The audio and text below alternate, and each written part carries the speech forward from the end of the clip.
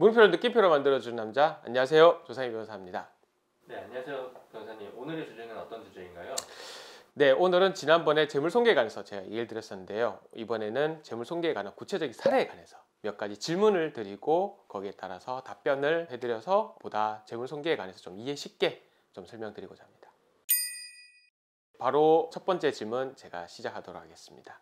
회사에 노조가 있어요. 이 노조들이 이제 회사를 상대로 해서 열심히 이제 데모를 하겠죠. 데모를 하다가 어떠한 노조원이 이제 회사 벽에다가 전원 복지시켜라, 쟁의 투쟁에서 성공하자, 이런 식으로 이제 문구를 그렸어요. 락커 스프레이로 이제 칠하는 경우, 과연 이 경우에 피해자인 회사 입장에서는 재물손괴가 될까 안 될까입니다. 정답은 된다입니다. 대부분은 이 사건에서 이제 회사가 300만 원 가량 정도를 원상복구하는 데 사용을 했었고, 그리고 그로 인해서 건물의 이제 효용 가치를 훼손했다고 보기 때문에 스프레이를 가지고 건물에 뿌린 행위에 관해서는 재물손괴죄가 된다, 이렇게 판단을 했습니다. 자, 바로 두 번째 질문 드려볼게요. 아까 그 노조원들이 이번에는 계란을 가지고 계란을 한 판을 갖고 와서 이제 건물 벽에다가 이제 투척을 했어요. 그러면은 계란이 깨지면서 건물 벽에 막 붙겠죠. 이 경우에 과연 재물손괴죄가 성립할까 안 할까입니다. 정답은 X, 안 한다입니다. 대부분은 동일한 두 개의 사건, 이제 똑같은 판례에서 이제 나왔는 사례인데요. 아까 이전에 첫 번째 질문과 두 번째 질문은 동일한 대법원 판결에서 나왔는데요. 락커로 스프레이를 칠한 행위에 관해서는 대법원이 건물의 효용 가치를 상실한다고 보아서 이제 재물손괴가 성립한다고 봤는데, 반대로 계란을 투척하는 행위에 관해서는 그것만으로 건물의 효용 가치를 상실한다고 보지 않았었어요. 그래서 이 경우에는 재물손괴죄가 성립하지 않는다가 정답입니다. 바로 세 번째 질문 들어가도록 하겠습니다. 내가 차를 운전하다가 골목에 다른 데 다 주차되어 있는데 딱 한 군데가 비었어요. 그래서 내가 멋지게 핸들링 딱 해서 주차를 딱 마무리했죠. 그리고 나서 이제 저는 자고 가고, 다음날 일어나서 나와보니까 차량 앞뒤로 장애물, 콘크리트 같은 것들이 앞뒤로 꽉 차 있는 거예요. 내가 도저히 손을 써서 끊을 수도 없어 해가지고 차를 운전할 수가 없는 거예요. 이 상태로 결국에는 그날 하루 동안 내가 차를 사용하지 못했는 경우, 다만 그 콘크리트가 내 차를 뭐 힐키거나 이런 건 없었어요. 차의 외관상으로는 전혀 하자가 없고, 내가 근데 차를 빼려고 하면은 무조건 끊기는 그런 상황이 발생해서 결국에는 차를 내버려 두고 출근할 수밖에 없었던 그런 상황이 발생했는데, 과연 이 경우에 재물손괴죄가 성립할까 안 할까입니다. 정답은 O, 바로 성립한다입니다. 본사 안에서 대법원은 중요하게 봤던 거는 지난번에서 제가 말씀드렸던 그 손괴에 관한 이야기입니다. 손괴가 단순히 계속적인 사용을 하지 못하는 경우뿐만 아니라 일시적으로 사용하지 못한 경우에도, 효용 가치를 상실하는 경우에도 성립한다고 봤는데, 본 판결에서 대법원에서는 자동차에 관해서 뭐 흉계가 나서 그런 게 아니라, 자동차가 원래는 이제 움직여야 되는데, 사람을 태워서 움직여야 되는데 그것을 약 18시간 동안 하지 못한 행위는 일시적으로 효용을 해야 하는 행위라고 봤습니다. 그래서 이 경우에는 재물손괴가 성립한다라고 봤습니다. 네 번째 질문. 내가 임차인이에요. 임차인인데 임대인한테 이제 빌렸죠. 토지를 빌려서 사용하다가 건물을 정리를 하다 보니까 폐 콘크리트가 좀 나왔어요. 그래서 내가 빌린 대지의 구성이 쪽에 가서 이제 구덩이를 팠죠. 구덩이를 파고 거기다 콘크리트를 묻었어요. 이 경우에 임대인이 나를 재물손괴죄로 고소했을 경우 나는 처벌을 받을까요? 안 받을까요? 정답은 받지 않는다입니다.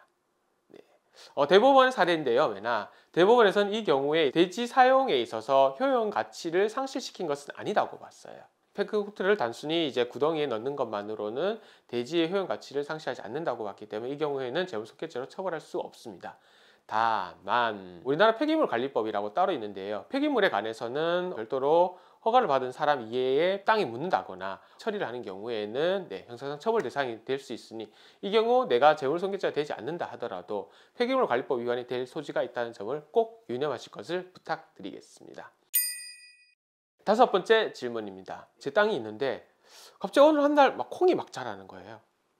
뭐지 싶었는데, 일단 내가 심은 게 아니고 어느 사람이 이적으로 막 심었는 것 같아요. 그래서 내가 이 콩들을 다 뽑아버려 가지고 버렸어요. 이 경우 저는 과연 이 콩을 심어낸 사람으로부터 고소를 당했을 경우에 과연 나는 재물손괴죄의 죄책을 질까 안 질까입니다. 정답은 진다입니다. 좀 아이러니하지 않나요? 내 땅에 뭔가 올라오고 있었는데 그래서 내가 이거를 다 뽑아버렸는데 나는 형사처벌 대상이 된다.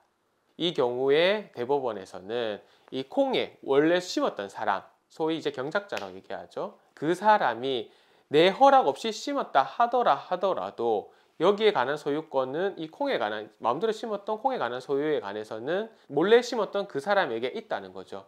그 사람의 소유에 관해서 내가 해를 가한 거기 때문에 콩을 다 뽑아버려서 버렸는 거기 때문에 이 경우에는 재물손괴죄가 성립한다고 봐요.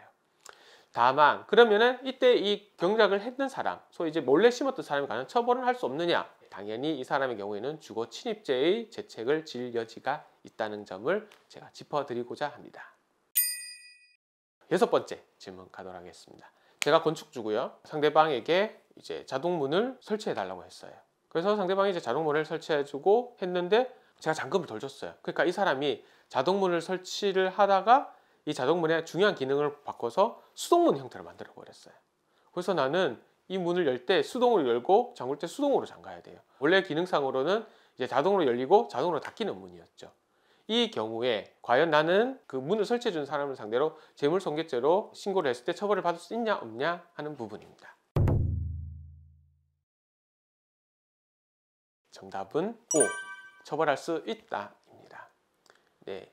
제가 비록 이제 돈을 다 못 줬지만, 즉 이제 건물주가 비록 돈을 다 못 줬더라 하더라도 대법원 판례에 따르면은 자동문이 자동 개폐 시설 장치가 안 되게끔 하는 것만으로도 효용 가치를 상실시킨 거라고 보았기 때문에 이 경우에 있어서는 재물손괴죄가 성립한다고 봤습니다. 그래서 정답은 O. 재물손괴죄가 성립한다입니다.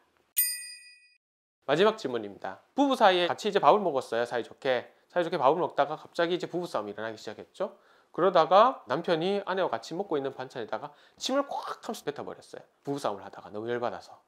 이 경우에 과연 남편은 재물손괴죄의 죄책을 질까 안 질까입니다. 정답은 현재로서는 질 가능성이 크다가 정답입니다. 이 경우에는 아직 O라고 정확히 얘기를 못 드리는 이유가 바로 대법원 판례가 없어서 그렇고요. 현재 항소심까지 나온 상황에 봤을 때는 이 경우에 있어서 재물손괴죄가 성립한다는 것입니다. 상식적으로 봤을 때 좀 약간 아이러니한 부분들이 좀 있을 거예요. 반찬을 사실상 함께 같이 먹고 하잖아요. 그러다 보니까 누구의 소유인지에 관해서 좀 불명한데요. 일반적으로 재물손괴죄에 관련해서 학설에 따르면은 공동소유, 소위 이제 공유라고 부르죠. 이 공동소유는 각각의 소유라고 보기 때문에 이런 소유권에 관해서 침해를 하는 경우에 나의 소유에도 불구하고 타인의 소유이기 때문에 재물손괴죄가 성립한다고 보고 있습니다. 그리고 음식물에 이제 침을 뱉는 행위는 당연히 음식의 효용 가치를 상실시키는 행위고요. 일시적으로. 아무리 부부고 아무리 자식 간에라 하더라도 침을 한가득 만약에 음식물에 뱉어 놓았다면 과연 그것을 상대방이 먹을 수 있을까? 하는 점에 있어서는 아무래도 의문점을 품을 수밖에 없겠죠. 그런 말인 즉슨 결국에는 효용 가치를 상실했다. 이렇게 볼 수 있겠죠. 그렇기 때문에 이 경우에 있어서는 아직까지는 재물손괴죄로 처벌할 가능성이 크다라고 보시는 게 좋을 것 같습니다. 오늘은 재물손괴죄의 각종 사례들에 관해서 제가 좀 얘기를 드렸는데요. 좀 긴가민가한 사례들이 좀 있었죠. 어떤 경우에 되고 어떤 경우에 안 되는 경우들이 있지만 전체적으로 봤을 때는 효용 가치를 상실시키냐 안 시키냐 이 경우의 차이가 가장 크다고 보시면 될 것 같습니다. 소위 이제 효용 가치를 상실시키지 않는다면은 재물손괴죄가 성립하지 않고요. 반대로 효용 가치를 상실시키는 경우에는 재물손괴죄가 성립하고요. 네, 이런 경우들을 꼭 참고하셔서 앞으로 범죄 행위를 저지르지 않을 것을 당부드리며 이상 도움이 되셨다면 구독과 좋아요 꼭 눌러주시고요. 다음에 더 알찬 콘텐츠로 찾아뵙도록 하겠습니다. 조상희 변호사였습니다. 감사합니다.